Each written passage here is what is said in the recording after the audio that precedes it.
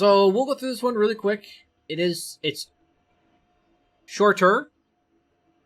That's the best I can do, guys. Now here's the thing. This didn't go through as many passes as I normally do. I didn't really have anyone sanity check it. This may be one of the posts where your guys are just like, he sounds fucking insane. What are you doing? If this is true, tell me. I would appreciate it. So, there's some people out there, and they're dumb, and they're wrong. And they're like, niche heroes are fine. Or niche heroes are fine. And I'm just like, no, they're not. They don't work in Overwatch. And they're like, Crow, what do you know? And I'm like, shouldn't have asked, because now I'm writing. So anyways, this blog post is about on niche heroes and why they won't work in Overwatch. And here I just say, I'm challenging myself to be more concise on this one. Sorry if it ends up like it always does. Maybe it kind of did. But I've discussed this point, which we've discussed it February 18th, 2019. So 2 years ago. Almost to the date. I've discussed this post 2 years ago, but would like to revisit it based on some new realizations. Let me briefly recap what I discussed before and add in what I've recently discovered from my last post about Overwatch and its mechanics. I want to specifically target Overwatch's concept of simplicity causing most of these issues. The other point I want to solidify is what I want from a balanced game. In my mind, a balanced game is where each member of the cast can use their unique strengths to have an impact on any map, point, or composition. While they won't be the most optimal picks, they should never be useless or eclipsed so significantly by everyone else that there's no point to even playing them. I think that's a pretty clear and concise way of what I think balanced is. I'm not saying they have to be optimal or it's like super viable, but if you're running a composition with, let's just say, a Junkrat, for example, there should be no point where like you're useless. Where like, oh, I can't deal with their tanks, I can't deal with their DPS, I can't deal with their supports. So it's just like, well, what can I do? I can't do anything. A hero should never be in such a place where they can't do anything, right? That's pretty bad. Now that kind of does happen in Overwatch with a couple heroes. Junkrat, sorta. Bastion starts happening a lot more. I guess Torb's not too bad. Sim's not too bad.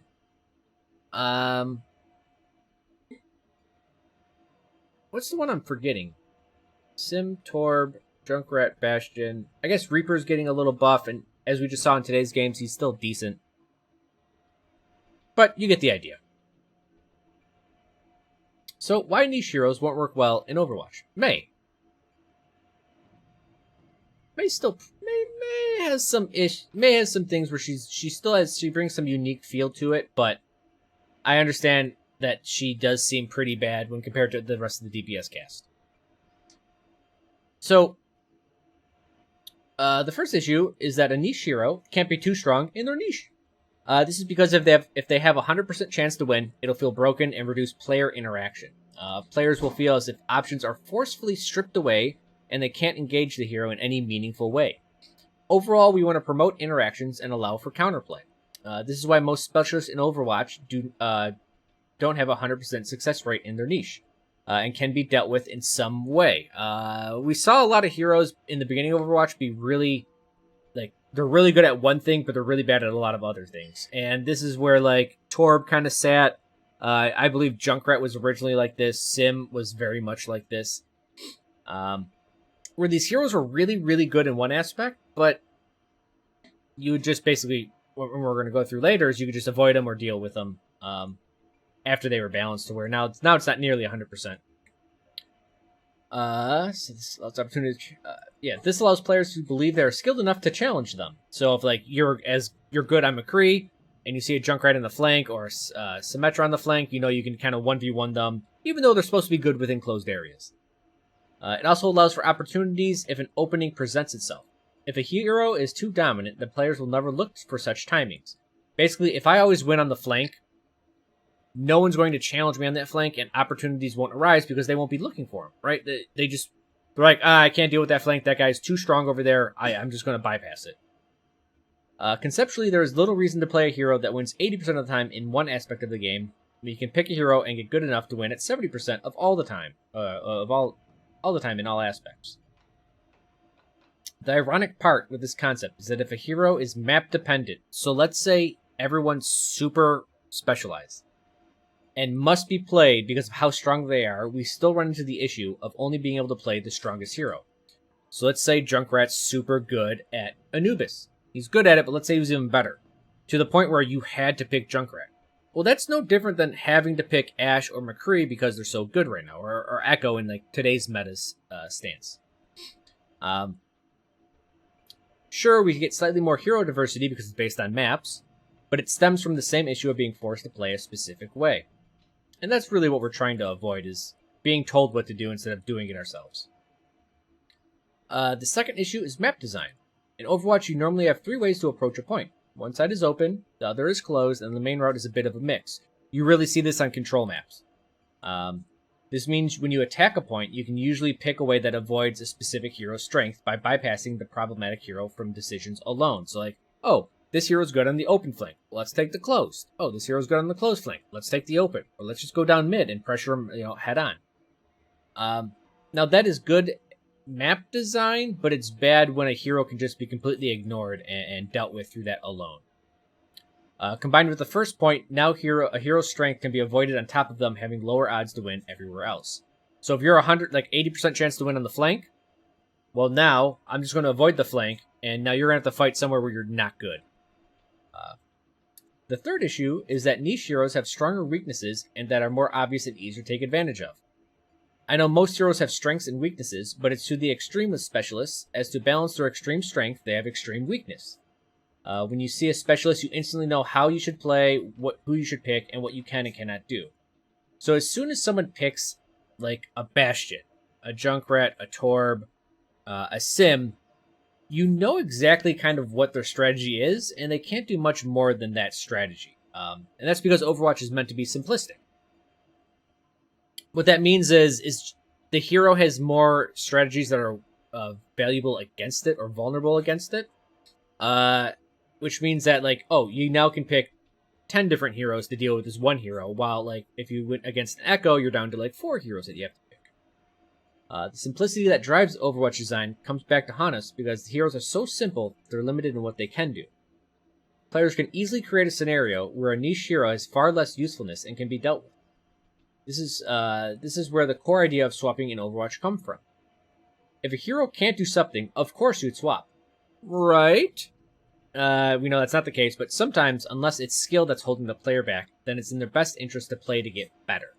So, best example of this, Widowmaker. Widowmaker, if you don't have the skill, if her counters roll out, you're just like, I'm out. I can't deal with this. This hero sucks. I can't do it. But with enough skill, Widowmaker suddenly becomes, oh, I can deal with this stuff if I get the skill. So, there is this a little bit of, I don't want to say paradox, but it's like, don't play into your counters unless that hero is good enough and has high enough skill ceiling to deal with their counters once you get good enough.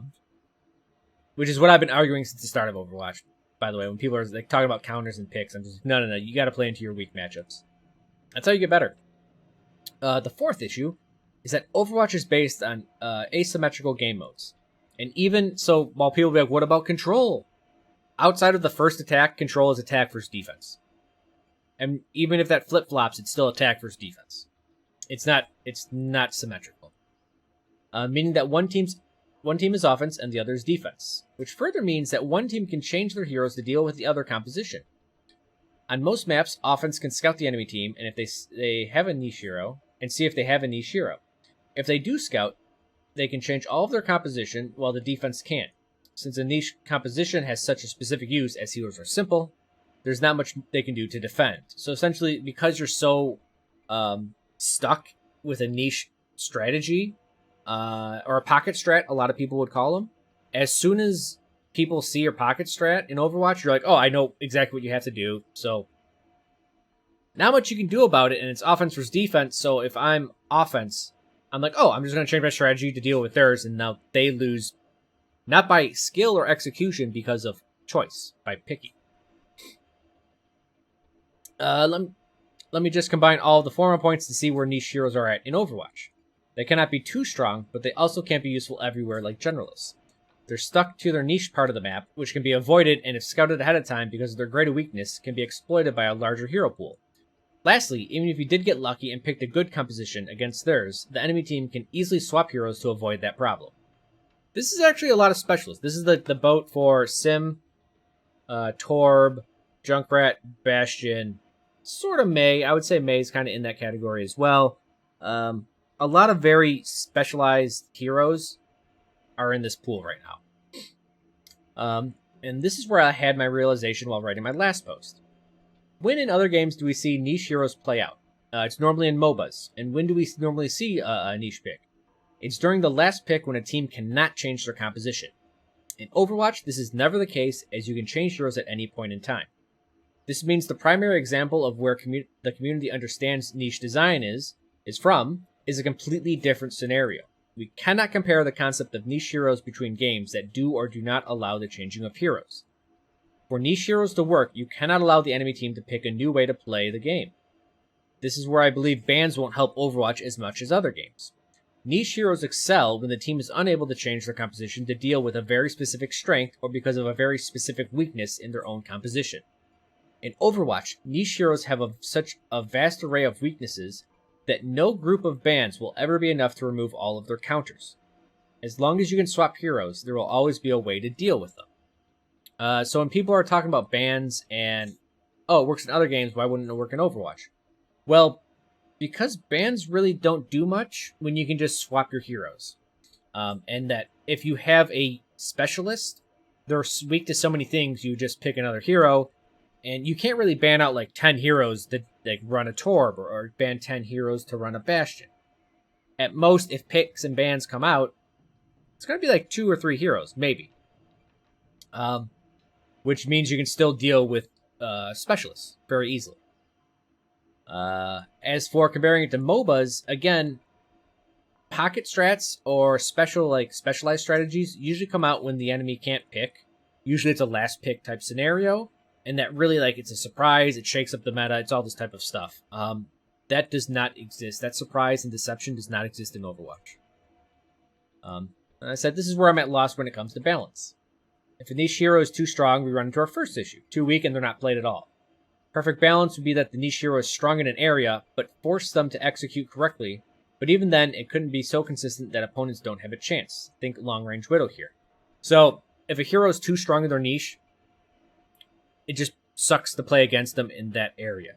So you want them not to have 100%, 80% like we said, but even with that 80%, we want them to execute properly to get the kill and to lock down that area. The problem is even if we do that, we run into the Widow situation, where it does take skill to be consistent in her specialized area, but when she does, she can still lock things down a little bit too much. And so this is a really tough thing to point at, but then this sounds good in theory, but it goes to hell when we encounter our next couple of points, map design and hero swapping. If a hero's niche can be avoided, then it will be. If it can be dealt with by swapping, then either the offense or defense wins based on hero picks and not execution, right? If you just pick a different hero and you can win, you didn't really earn that. You just picked a goddamn hero. If they're still good when they get countered and avoided, then we have the issue that the hero is a must pick, and we want to avoid all these situations. We could target map design to make it so the point of each map puts players at an extreme disadvantage. This would allow niche heroes to control their area of the map. Basically, if you have a closed area specialist, you can hold the closed area and just dominate the point from there. If you have a hit scan that's stronger in the open area, well, you hold the open area and then dominate the point from there. The problem is that map design is labor intensive, and I heavily doubt Blizzard would ever entertain this idea. So do we fully move away from niche heroes? Possibly. This is what happened to Reaper, Mei, Bastion, Junkrat, Sim, and Torb to a degree. All these heroes were changed to be more generalists and less specialists. To move their design anymore could remove their identity, but would grant us the hero diversity we want. But at this point, heroes would feel awfully similar, so it's a bit of a hollow victory for the sake of, diversity. Basically, if we make everyone the same, sure, they have different names and different models, but the fuck does it mean if they're still played the same way? The fact that it doesn't matter how well Excuse me. The fact is that it doesn't matter how well balanced they are at the highest level, there would still be a skill ceiling and a tier list, so there will always be a correct choice that's out of the player's control. Essentially, no matter what happens, if one hero has a 1% chance of winning over another, then that's the meta pick. While bans could break this up a little bit, we would either ban the niche hero for the map that's selected, or ban for what people feel is meta. Right, so at the point, if we're talking about picks and bans, and Junkrat's needed, like required on Anubis, then you just ban Junkrat, and the whole idea of specialization for a map goes out the window. If niche heroes are still picked, then the enemy can swap heroes and abuse their wider range of weakness. The ban does nothing to help niche design in Overwatch. And this is because just a single ban or a couple bans still allows the enemy to swap, right? Unlike in MOBAs. In any case, we kick the can down the road as the original issue of being forced to play what's best happens anyways. MOBAs see this issue every patch, where pick-ban metas form, and you'll see the same heroes picked over and over. MOBAs do have the ability to surprise with niche heroes as a last pick, which offers up a great mechanic to introduce diversity, but that isn't available to us in Overwatch. So, in my head, we're left to a couple options. 1. Fully dive in the niche design and make them so strong they'll only appear on specific maps. We'll be forced to play a specific composition on different maps, but hey, it'll lead to different heroes. Bastion's required on, like, Nepal, Junkrat's required on Anubis, Symmetra's required on, Route 66, something like that. While we won't get the nice diversity per map, or I should say, all over, we would get diversity based on the map, which, okay, that's something. But we're still forced to play the way Blizzard wants us to. 2, fully move everyone away from niche design. This will make some heroes feel a little more bland as we move them towards generalists, but could be done properly. This is what we've seen from Blizzard historically. So the change to Junkrat's speed and bounce, that was a change away from his niche design. Torb, Sim underwent great design changes. Reaper, his passive went from like after he kills someone to actively hurting someone to help them regen health. All these things made them more generalists, less from specialists. The bad part is we'll still reach a meta like now when skill ceilings are hit, and there are clear winners and losers with the balance. The good news is that we can still do small balance changes at this point to hopefully get things really close. Option 3, keep design as is. Niche heroes are neither strong in general nor in their niche. Overall, they will never be a good answer in any scenario, but that's what the majority of the community wants. Basically, if Junkrat was as effective as Widow, or if Bastion was, or Mei, or Sim, or Torb, I think the community would go fucking bonkers. They would be like, these are low-skill heroes and they shouldn't be good. Make them bad, please. That's kind of where we're at right now. Number 4, redesign all maps. Make it so that point is a no man's land, that each niche design has the ability to dominate an area outside the point for their team to launch from. We do this already, but not as strong enough to support each archetype. 5, and I don't know how this would end up, but disallow the swapping of heroes. Maybe it's time to see while locking a hero is required in most other games. It increases diversity, gives purpose to niche roles, and allows for some surprise and deception. While surprise and deception sound bad, it's actually great for games and makes some of the most exciting times. I'm racking my head on what would happen if you made it so you had to pick a hero and you stuck with it for the whole game. More heroes would have to be viable in more situations, and while that's no small task, it would still need to be done. And then I had this idea, and this is probably where people will think I'm insane, but it's a hybrid idea. Instead of a traditional pick-ban system, only allow players to pick a couple of heroes that they're allowed to swap between. Think of this as a hybrid system between full swapping and not swapping at all. It allows players to pick any hero, so people will still be like, they'll be able to pick their one hero that they love, but removes the immense range of options that are available when against a niche hero. So, basically, if you allow every person to pick 2 heroes that they're allowed to swap to between the game, that greatly changes the whole game. Because now you only have a couple options of what I'm running with. So, let's say a DPS player picks like me, I'd pick Junkrat and let's say May. I'm not allowed to play any other hero. So if they pick Echo, man, I'm in rough shape. But now if they pick like Echo and Tracer, and all of a sudden like the other guy picked McCree and Ashe, all of a sudden, okay, that guy, maybe he should have like diversified his portfolio. But what it does is it allows at least some limitation of how many things they can run against a niche pick or a niche strategy. And so mini hero pool, yeah, that'd be a good way, but it's picked by the players, Luna. That's the big thing. It allows players to pick any heroes, but removes the immense range of options that are available when against a niche hero. It really models how the highest level of players play, as they are good at a select few heroes, not the entire cast. It allows for some deception as last pick type scenarios where one team has to come up with something unique to deal with a unique pick. Imagine if everyone picked all these heroes, and then some guy's like, oh, no one picked anything to deal with Bastion, and I picked Bastion. And all of a sudden, everyone's like, oh shit, we had to scramble to figure out how to deal with Bastion with what we picked. That is what I would love in a game. In fact, that is what I love in a game. Like, that's why I like Diablo 2. There was so much unique builds, so all this crazy shit, and you had to figure out how to do it and get good at it, and that was the only way it was going to work. Well, in Diablo 3, which we'll talk about later, Diablo 3 didn't have choices. They just said, hey, do whatever you want at any point in time. And because there was no consequence for choice, there was no choice, which is basically this next paragraph. I really noticed a concept when I first played Diablo 3. Not only did I fall asleep while first playing Diablo 3 because of how poor the game was, but I noticed that none of the skill choices had consequences. At any time, you could completely change your build to be like anyone else. This made me realize that a choice without consequence isn't a choice at all. This was reflected in D3 this was reflected in Diablo 3 in their mobs, items, and fights. It wasn't just the hero builds, but also the game. It bled into everything. Instead of players learning to adapt unique builds to a fight, you just picked the right build for that fight, which led to a bland game. So, if we talk about Diablo 3, at any point in time, you would go to town and you would switch out your skills. And I gotta fight the boss of Act 1. Well, I just run these skills and I win. Oh, I gotta fight the boss of Act 2. I just run these well-known skills and I win. Oh, boss of Act 3, etc., etc. And that can go down to even smaller fights. Oh, there's like this hard area, and I gotta run these skills in this hard area. Now, someone would say, oh, that's good diversity. They're making you use different skills at different times. But the fact that they're making me means the game has been railroaded to do one thing. Now, that one thing changes, but it's still one thing.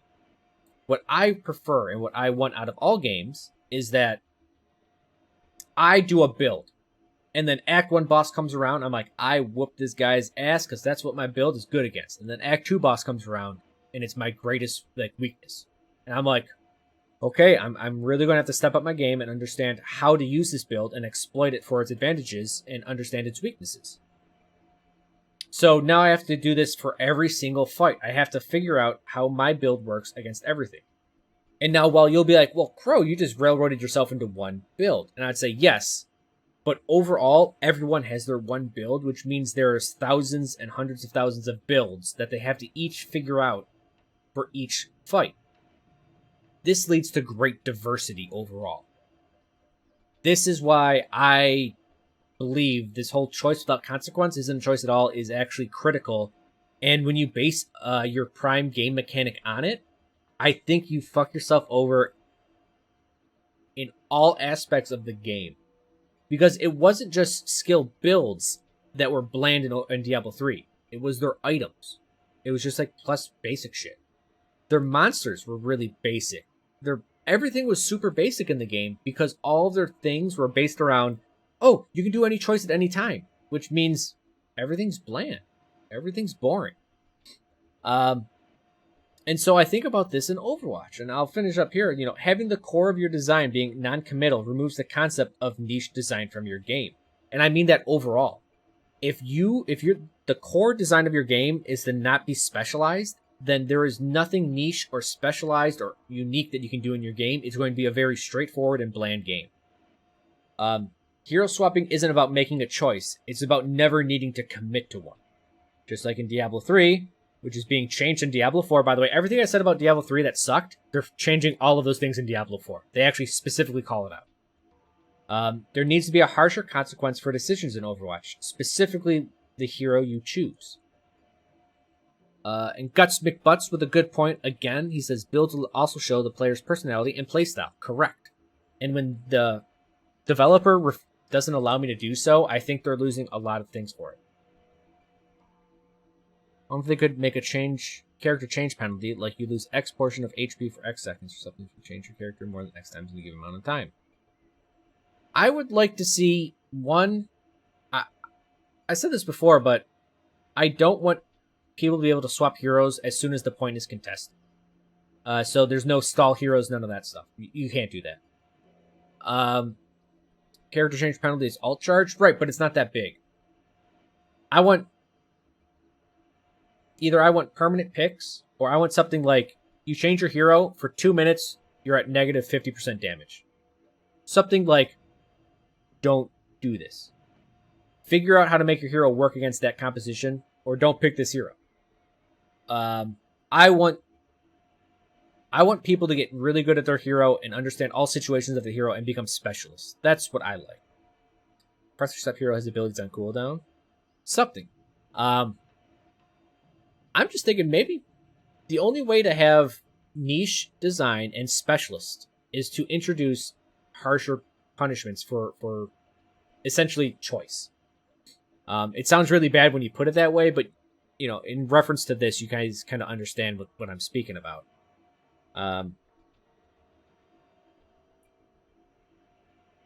I don't think Overwatch can have specialists. Ever. At least at the highest levels. Now, at the lower levels and going to top 500, you can do it. But I think at the top level, you can't have specialists. Ever. I don't think it's possible with a non-committal design. And like such a strong non-committal design from Overwatch. And now it's designed to be non-committal because heroes are meant to be like items where you just swap from what item you need to the next. That's kind of why this has all happened, because Overwatch wanted to be simple. It wanted to get rid of experience and levels and skill builds and items. So they just turned these ideas into heroes, and if your idea isn't working, you just swap to a new hero. But that just leads for a bland game, really. And I don't think... There's other things that I believe aren't supported, or don't support the hero swap mentality, but yeah, you get it. So does this make sense? Is this like conceptually, like, are people like, yeah, that's an idea? Because I kind of wrote this in 2 days, which is very fast for me.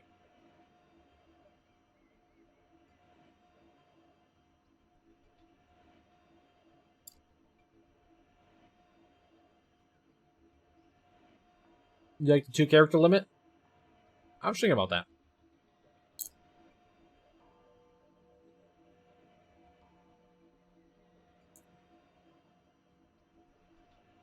Dope. Seems like chat's on board. Well, I'll put this on YouTube. We'll see what YouTube people think. And maybe I'll tweet this. Maybe I'll tweet it like very specifically. But, I mean, it's an idea.